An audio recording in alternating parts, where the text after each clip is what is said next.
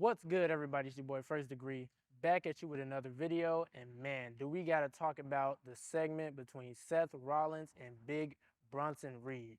So just for a little preface, earlier in the show Monday Night Raw, Big Bronson Reed confronted the general manager Adam Pearce because he was complaining about Sheamus having a match against Kaiser because, Bronson Reed had a good performance last week.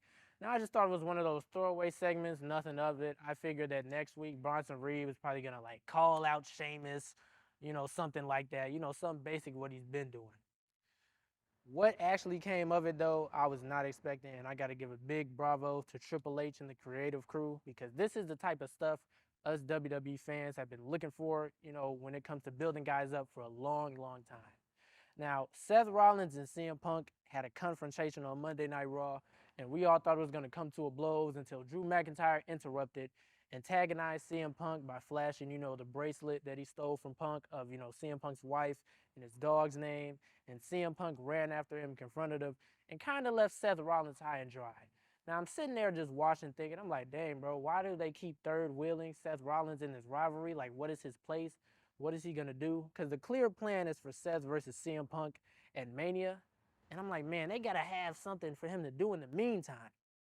Soon as that thought flashed through my head, out of nowhere, Big Bronson Reed comes through, puts Seth Rollins on the mat, and hits him with not one, two, three, four, but 5 straight tsunami splashes off the top rope.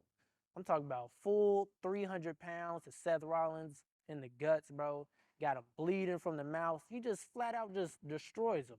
It kind of reminded me of some old school times when, Mark Henry would come out and destroy somebody like The Undertaker or The Big Show. But just to have a mid-card dude like Bronson Reed take out Seth Rollins, who's pretty much arguably the #1 guy on Monday Night Raw, I think that pretty much goes without saying. And to give him that type of push forward, knowing there's a pay-per-view coming up, and to put over Bronson Reed in that way is incredible, man. They're building a monster heel right before our eyes.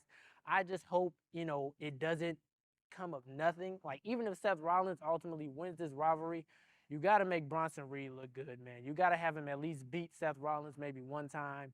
Maybe after this, because, he really, crushed him. Seth Rollins, we might have to not see him on TV for, maybe at least 2-3 weeks. One of those type of deals where it's like, is Seth Rollins ever coming back? Yada, yada, yada, this and that.